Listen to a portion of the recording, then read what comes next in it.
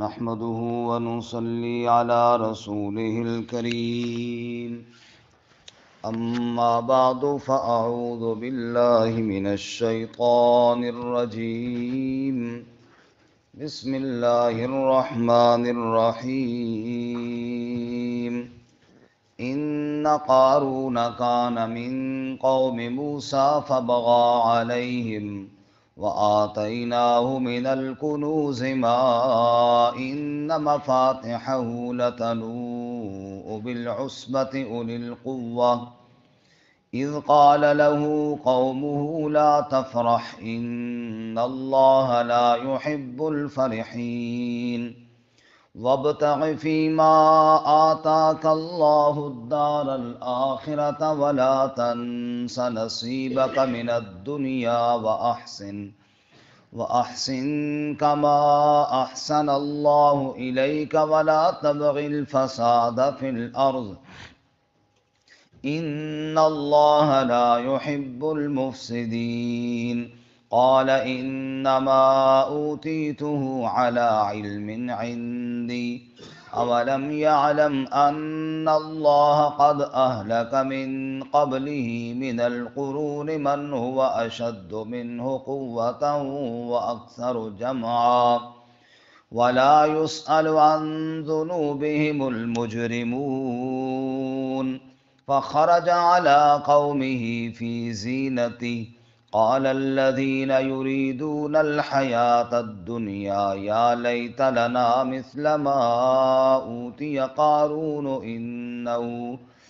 إنه لذو حظ عظيم وقال الذين أوتوا العلم ويلكم ثواب الله خير لمن آمن وعمل صالحا ولا يلقاها إلا الصابرون فخسفنا به وبداره الأرض فما كان له من فئة ينصرونه من دون الله وما كان من المنتصرين وأصبح الذين تمنوا مكانه بالأمس يقولون ويك أن الله يبسط الرزق لمن يشاء من عباده ويقدر لولا أمن الله علينا لخسف بنا ويكأنه لا يفلح الكافرون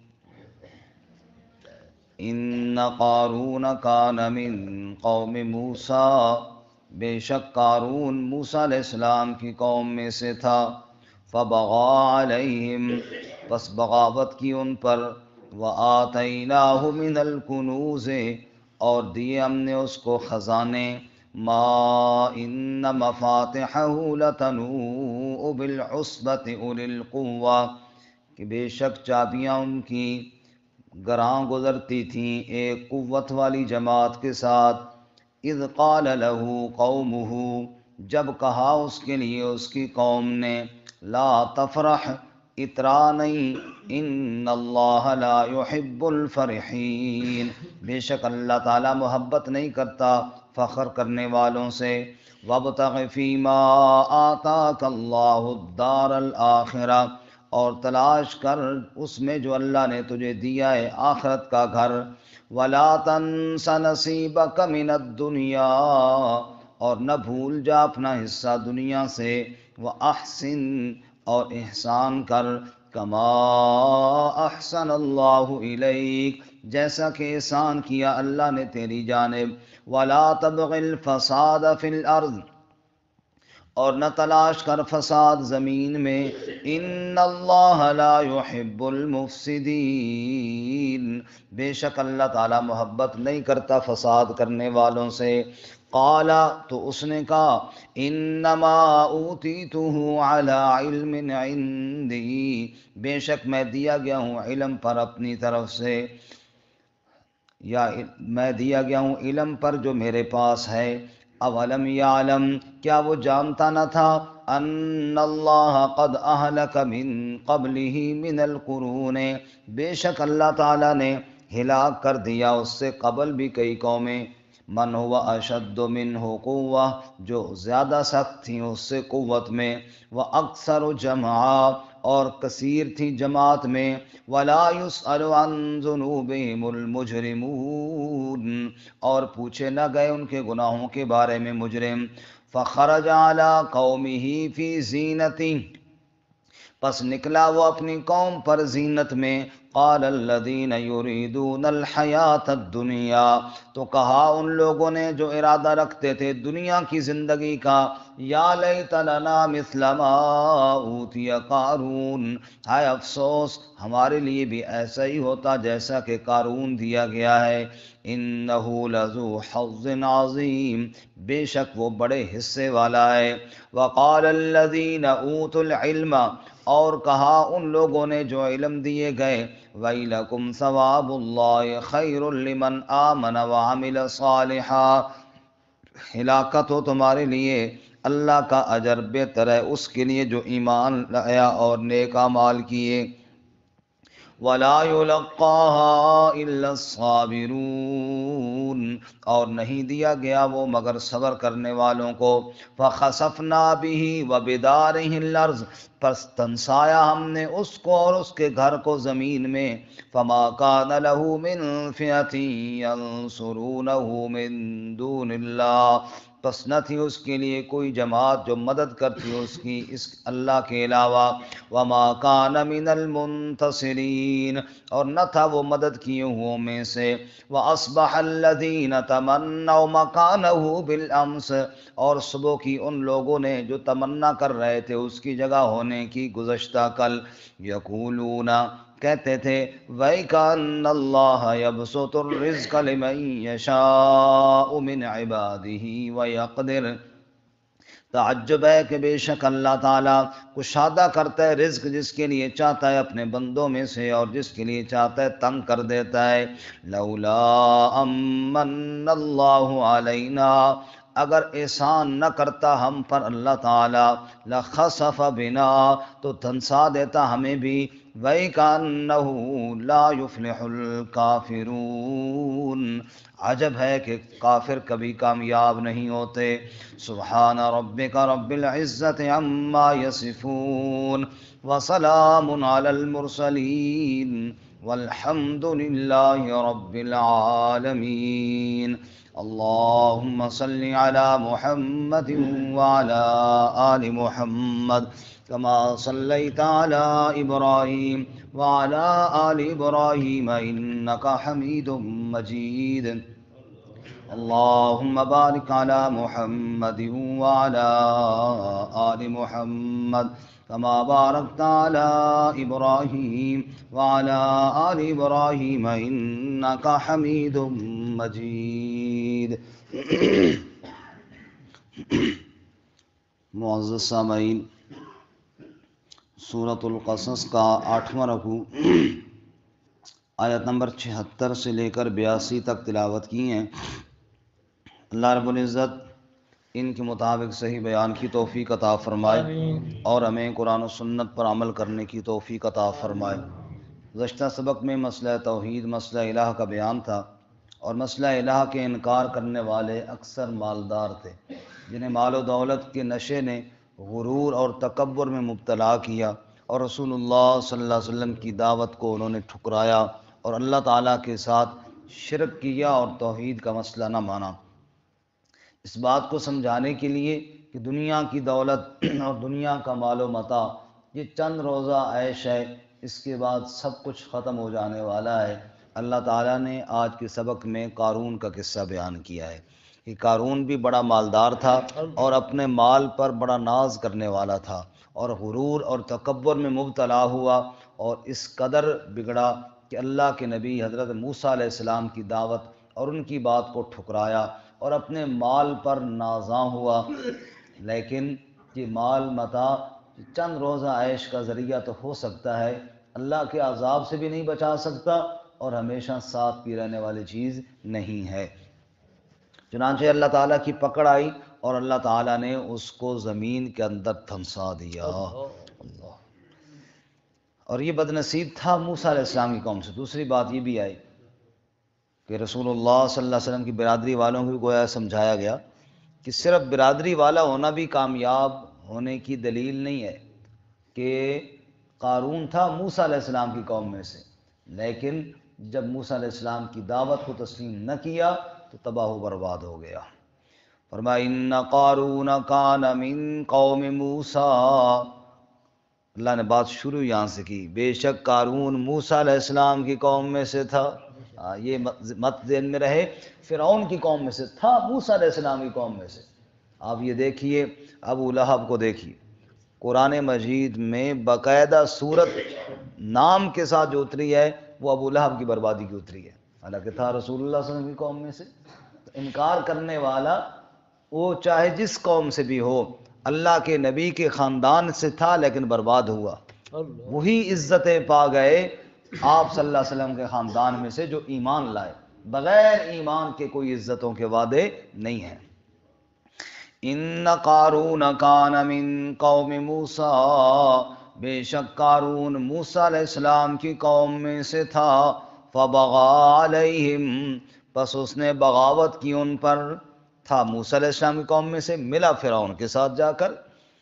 وَآتَيْنَاهُ مِنَ الْكُنُوزِ مَا إِنَّ مَفَاتِحَهُ لَتَنُوءُ بِالْعُصْبَةِ أُولِي الْقُوَّةِ، اور ہم نے اس کو اتنے خزانے دیے، کنوز جمع کنز کی، خزانے، ما ان مفاتحہ، کہ ان کی جو چابیاں تھیں، لتنوء، گراں گزرتی، بھاری پڑتی، بالعصبۃ اولی القوہ، ایک جماعت جو طاقتور ہوتی، طاقتور جماعت کو ان کو اٹھانے سے بھی ان کو بوجھل ہو جاتی۔ جن کے خزانوں کی چابیاں اتنی تھیں وہ خزانے کتنے ہوں گے؟ اس پر اللہ تعالیٰ نے اشارہ کیا کہ بہت خزانے تھے۔ بعض مفسرین نے یہاں پر لکھا ہے کہ یہاں پر مراد چابیاں نہیں خزانے ہیں، واللہ تعالیٰ عالم۔ بہرحال اللہ تعالیٰ نے اس کو بہت خزانے دیے۔ بعض تفسیروں میں بعض لوگوں نے یہاں پر پھر عجیب و غریب کہانیاں بھی بتائی ہیں کہ جناب اتنے اونٹ ہوتے تھے جن پر چابیاں لدی ہوتی تھیں، اور پھر لیکن ان کی کوئی وضاحت یہ اسرائیلیات میں سے ہے اور مشہور ہے، لیکن یہ ہے کہ یہ کوئی حقیقت بات نہیں ہے، واللہ تعالیٰ عالم۔ اتنی ہو بھی سکتی ہیں، اس کا انکار بھی نہیں ہے اور اس کا اقرار بھی نہیں ہے، کیونکہ جس بات کی تفسیر اللہ اور اس کے رسول صلی اللہ علیہ وسلم نے نہیں کی ہے، اس بات کی ٹو میں اور اس کی کھوج میں پڑھنے کی ہمیں ضرورت بھی نہیں ہے۔ اتنی بات سمجھ میں آ رہی ہے کہ اس کے پاس بہت مال تھا، بہت خزانہ تھا، اب وہ کتنا تھا وہ اللہ ہی بہتر جانتے ہیں۔ اذ قال له قومه لا تفرح، جب کہا اس کے لیے اس کی قوم نے، یعنی موسیٰ علیہ السلام نے اور موسیٰ علیہ السلام کے ماننے والوں نے، لا تفرح، فخر نہ کر، غرور نہ کر، اطراء نہیں اپنے مال پر، ان اللہ لا يحب الفرحین، بے شک اللہ اترانے والوں کو، تکبر کرنے والوں کو پسند نہیں کرتا۔ وابتغ فیما آتاک اللہ الدار الآخرہ، اور جو اللہ نے تجھے دیا ہے اس میں آخرت کا گھر تلاش کر۔ مال آیا ہے، اس مال کو اللہ کی رضا کے کاموں میں خرچ کر تاکہ اس مال کی وجہ سے جنت خرید سکے۔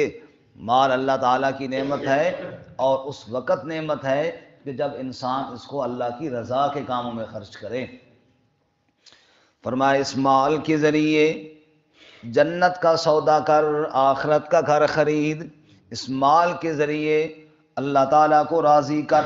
جیسے حضرت عثمان رضی اللہ تعالیٰ عنہ کے تجارتی قافلہ آیا تو مدینہ کے آڑتی پہنچ گئے، ہاں جی ہمیں دے دو، کہا کتنا نفع دو گے؟ کہا تمہیں دوہرا نفع دیں گے، یعنی ایک چیز روپے والی چیز 2 روپے میں خریدیں گے۔ کہا مجھے تو اس سے زیادہ مل رہا ہے۔ کہا چلو پھر ہم 3 گنا دیں گے، حتیٰ کہ انہوں نے کافی بڑھایا، 5 6 تک 7 تک گئے۔ پھر انہوں نے کہا کہ کون تجھے زیادہ دیتا ہے؟ تاجر تو ہم ہیں سارے، اور ہم تو جناب دے رہے ہیں، اس سے بڑھ کر کون ہے جو تمہیں دے گا؟ تو عثمان رضی اللہ تعالیٰ نے فرمایا اس سے بڑھ کر میرا رب ہے جو کہتا ہے من جاء بالحسنۃ فلہ عشر امثالھا، 10 گنا تو کم از کم ہے، 700 اور اس سے زائد بھی جس کے لیے چاہوں گا عطا کروں گا۔ میں نے آپ کو بیچنا نہیں ہے بلکہ مدینہ کے فقیروں میں مفت تقسیم کرنا ہے۔ مال اللہ دے تو اللہ کی رضا کے کاموں میں خرچ ہونا چاہیے۔ اس لیے فرمایا وَابْتَغِ فِي مَا آتَاكَ اللَّهُ الدَّارَ الْآخِرَةَ، اس مال کے ذریعے آخرت کا گھر تلاش کر، وَلَا تَنْسَ نَصِيبَكَ مِنَ الدُّنْيَا، اور مت بھول اپنا حصہ دنیا سے۔ دنیا سے اپنا حصہ مت بھول کے دو مطلب ہے۔ ایک مطلب تو یہ ہے کہ دنیا میں تو نے ہمیشہ نہیں رہنا، تھوڑا سا حصہ ہے تیرا دنیا میں۔ ایک آدمی کروڑ پتی ہے تو کیا خیال ہے وہ ایک وقت میں پوری گندم کی بوری تو نہیں کھا جاتا نا، اتنا ہی کھاتا جتنا حصہ ہوتا ہے۔ غریب آدمی بھی 2 روٹیاں کھاتا ہے، چلو وہ 3-4 کھا لے گا، لیکن اتنا تو نہیں کھا سکتا کہ سارا ہی کھا جائے۔ فرمایا اپنا حصہ مت بھول۔ اگر مال تیرے پاس زیادہ ہے تو کھائے گا اتنا ہی، پہنے گا اتنا ہی جو تیرے جسم پر آئے گا، اس سے زیادہ تو کچھ نہیں کر سکتا۔ اس لیے اپنا خیال کر، دنیا میں اتنا ہی حصہ ہے، جمع کرنے کا کوئی فائدہ نہیں ہے۔ وہ ایک آدمی نے کی مثال بھی ہے نا، کسی نے پوچھا، مالدار آدمی نے جس کی بہت زیادہ جائیداد تھی، کسی غریب سے پوچھا جس کے پاس کوئی مکان پلاٹ نہیں تھا، انہوں نے کہا تیری بھی کوئی زمین ہے، یعنی تیرے پاس بھی کوئی زمین ہے؟ اس نے کہا ہاں جی تھوڑی سی آپ سے زیادہ ہے۔ آپ سے کہا مجھ سے زیادہ کیسے بے وقوف آدمی؟ انہوں نے کہا میرا جسم آپ سے بڑا ہے، جب میں مروں گا نا تو قبر کی جو جگہ ہے، زمین ہے، وہ میری آپ سے زیادہ ہوگی، آپ کی کم ہوگی۔ تو وَلَا تَنْسَ نَصِيبَكَ مِنَ الدُّنْيَا، دنیا میں تو حصہ ہر ایک کا اتنا ہی ہے، مت بھول جو اللہ تعالیٰ نے دنیا میں تیرا حصہ بنایا ہے۔ ایک مطلب ہے۔ دوسرا مطلب بعض مفسرین نے لکھا ہے کہ یہ اتنا کنجوس تھا، مکھی چوس تھا کہ مال اتنا تھا اور اپنے آپ کے اوپر بھی خرچ کرنے سے بچتا تھا، تو کہو کچھ اپنا حصہ دنیا میں بھی رکھو، کوئی سارا جوڑ کے رکھتا رہے گا، کچھ کھایا پیا کر، کچھ پہنا کر، وہ اللہ کے بندے، اللہ نے کچھ دیا ہے تو اس کو لگا بھی صحیح۔ وَلَا تَنْسَ نَصِيبَكَ مِنَ الدُّنْيَا، بعض لوگوں کی کوشش ہوتی ہے جوڑتے رہتے ہیں اور اپنی جان پر بھی لگانے کے قائل نہیں ہوتے، ایسے بد نصیب ہوتے۔ تو وَلَا تَنْسَ، یہ بھی ایسا بد نصیب تھا واللہ عالم، کنجوس اور بخیل اتنا کہ کیا بات ہے جی۔ کہتے ایک کنجوس گیا نا، اس کو پتہ چلا فلاں علاقے میں دوسرا کنجوس رہتا ہے، اس نے کہا یار اس کنجوس کی تو زیارت کرنی چاہیے جو مجھ سے بھی بڑا کنجوس ہے۔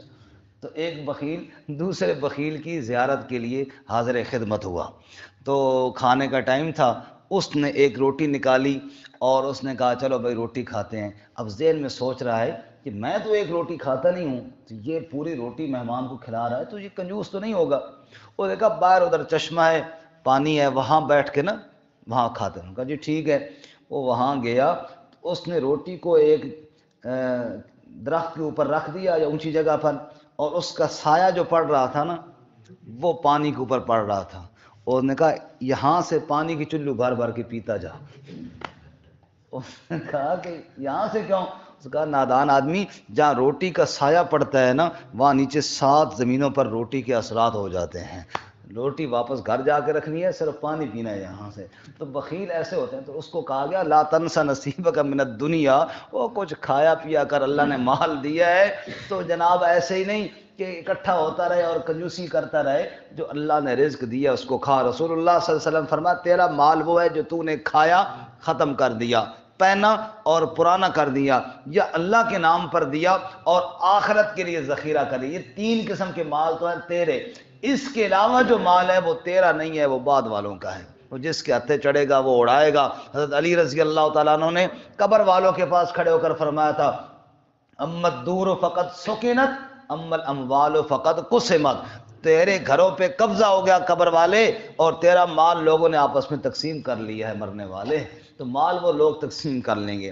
اس لیے اس کو سمجھایا گیا کہ لا تنس نصیبک من الدنیا واحسن کما احسن اللہ الیک، اور احسان کر جیسا کہ اللہ نے تیری جانب احسان کیا۔ اللہ نے تجھے مال دیا، تو اللہ کی مخلوق پہ خرچ کر اللہ کی رضا کے لیے۔ وَلَا تَبْغِ الْفَسَادَ فِي الْأَرْضِ، اور زمین میں فساد تلاش نہ کر۔ فساد، مالدار لوگ بعض دفعہ ظلم و زیادتی کرتے ہیں، یہ فساد ہے، یا جو گناہ ہے وہ بھی تو فساد ہے. ظہر الفساد فی البر والبحر، مال اللہ نے دیا ہے، اس سے گناہ کر کے اللہ کو ناراض نہ کر. ان اللہ لا يحب المفسدین، بے شک اللہ فساد کرنے والوں سے محبت نہیں کرتا. اب قارون کا جواب، قال انما اوتیتہ علی علم عندی، اس نے کہا میں جو کچھ بھی مال دیا گیا ہوں یہ اپنے علم کی وجہ سے دیا گیا ہوں، جو علم میرے پاس تھا. اور جی یہ مال میں نے اپنے علم اور فن کے ذریعے کمایا ہے، تم نے کیوں نہیں کمایا؟ یہ میرے پاس جو ہے، اس میں اللہ تعالیٰ کی نعمتیں مجھے یاد نہ دلاؤ، یہ میں نے اپنے ہنر سے کمایا ہے. نعوذ باللہ من ذالک. یا بعض مفسرین نے اس کا ایک مطلب یہ بھی بیان کیا کہ جو کچھ میرے پاس مال ہے نا جی، یہ اللہ کے علم میں ہے، تم جو ہے نا اس بات پہ مجھے نصیحت نہ کرو، اللہ تعالیٰ نے مجھے دیا ہے اور وہ مجھے دینا چاہتا تھا، لہذا میں اب خرچ نہیں کروں گا. اور بالکل اسی طرح کا آیت ہے ایک سورہ یاسین میں، انطعم من لو نشاء اللہ اطعمہ، انطعم من لو نشاء اللہ اطعمہ، ہم ان کو کیوں کھلائیں جی جن کو اللہ نہیں کھلا رہا. اس کو کہا کہ نا غریبوں مسکینوں کو دے. اور جی اگر ان کو کھلانا ہوتا تو اللہ ان کو کھلاتا نا، ان کو اللہ نہیں کھلا رہا تو میں کیوں کھلاؤں؟ سمجھ آئی؟ اللہ کے علم میں ان کو بھوکا رکھنا ہے اور مجھے مالدار رکھنا ہے. یہ اس بدبخت نے فلسفہ ایک جھاڑا. تو بارکیف اللہ تعالیٰ فرماتے ہیں، اس نے کہا جی یہ مال تو میرے پاس جو ہے یہ علم کی وجہ سے ہے. اللہ فرماتے ہیں اولم یعلم، کیا وہ جانتا نہیں ہے، ان اللہ قد اہلک من قبلہ من القرون، بے شک اللہ نے ہلاک کر دی اس سے پہلے کئی بستیاں، کئی قومیں، من ہوا اشد منہ قوتا، جو قوت میں بھی اس سے زیادہ تھیں، واکثر و جمع، اور لشکر اور جماعت میں بھی اس سے زیادہ تھیں. وَلَا يُسْأَلُ عَنْ ذُنُوبِهِمُ الْمُجْرِمُونَ، اور پوچھے نہ گئے ان کے گناہوں کے بارے میں مجرم. کیا مطلب؟ جب اللہ کا عذاب آیا تو اللہ تعالیٰ نے یہ نہیں کہا تو کیا کرتا تھا، تو کیا بتاؤ بھائی جرم کون سے ہیں، چونکہ اللہ کے تو علم میں تھا. جب جرم عام ہوئے پھر اللہ نے عذاب بھیج کر پوری بستیوں کو برباد کر دیا. یہ نہیں کہ پوچھ پوچھ کر کے تم ادھر ہو جاؤ اور تم ادھر، سب برباد ہوئے. اللہ فخرج علی قومی فی زینتی، اب انجام قارون کا. فخرج علی قومی فی زینتی، پس نکلا اپنی قوم پر زینت میں. کیونکہ مالدار آدمیوں کو پھر لوگوں کے سامنے نمود و نمائش اور دکھلاوا اس کا بھی شوق چڑھتا ہے، تاکہ لوگ دیکھیں بہت شوق، اتنا مال ہے، اتنا پیسہ ہے، یہ واہ جی واہ کمال کر دیا. کہتے ہیں کسی آدمی کی بیٹی کی شادی تھی نا، اس نے سونا جو دیا تو یہ جو بڑے ترازو ہوتے ہیں نا جن پہ ہم سبزی وغیرہ تولتے ہیں، اس پر تول کر دیا کلو کے حساب سے، کہ جناب دوسرے چھوٹے وہ سونے والے ترازو پہ نہیں. اور رات کو نا پہلے لوگ حجروں میں بیٹھتے تھے، گپ شپ رات کو لگاتے، تو وہ حجروں کے باہر سنتا کہ لوگ میری کیسی تعریفیں کر رہے ہیں نا. تو جس حجرے کے پاس زیادہ ایک کہتا بڑا حرام اکٹھا کیتا ہے بھائی، بڑا حرام اکٹھا کیتا ہے بھائی. لوگ تو اس طرح پھر تعریفیں کرتے ہیں نا. اس نے کہا کسی جگہ پہ بھی کوئی یہ نہیں کہہ رہا تھا کہ بادشاہ کمال کیا، لیکن لوگوں کو دکھانے کا شوق چڑھ جاتا ہے. پھر فرمایا فخرج علی قومہ فی زینتہ، نکلا اپنی قوم پر بڑی زینت میں، بڑی ٹھاٹھ میں. شاعر کہتا غرور تھا نمود تھی، ہٹو بچو کی تھی صدا. غرور تھا نمود تھی، ہٹو بچو کی تھی صدا. آج کیا پوچھتے ہو لحد کا بھی پتہ نہیں. اب قبر کے نشان بھی مٹ گئے ہیں. قال الذین یریدون الحیات الدنیا، اس کی ٹھاٹ باٹ کو دیکھ کر ان لوگوں نے کہا جو دنیا کی زندگی کا ارادہ رکھتے تھے، یا لیت لنا مثل ما اوتی قارون، ہے کاش ہمیں بھی ملتا جیسا کہ قارون دیا گیا ہے، کاش ہمارے پاس بھی اتنا پیسہ ہوتا. انہ لذو حظ عظیم، بے شک وہ بڑے حصے والا ہے، بہت پیسہ اس کے پاس، اتنی گاڑیاں، اتنے. آج کل دیکھتے ہیں نا بندہ لاؤ لشکر جناب جا رہا ہے، افسوس کرتا ہے یار میرے پاس تو اپنے بیٹھنے کے لیے گاڑی کوئی نہیں ہے، اس کے ساتھ جناب یہ درجنوں گاڑیاں فری میں جا رہی ہیں۔ فرمایا انہ لذو حظ عظیم، ایسی لوگوں نے حسد کی میرے پاس نہیں ہوتا۔ وقال الذین اوتوا العلم، اور وہ لوگ جنہوں نے علم دیا کیا انہوں نے کہا ویلکم ثواب اللہ خیر لمن آمن وعمل صالحا، ارے تم کیا چیز کر رہے ہو، کس کی تمنا کر رہے ہو؟ اللہ کا اجر، اللہ کا ثواب وہ بہت بہتر ہے اس کے لیے جو ایمان لایا اور نیک اعمال کیے۔ اللہ کے ثواب اور اجر کی امید رکھو، قارون کے خزانوں کی طرف کیوں للچائی ہوئی نظروں سے دیکھتے ہو؟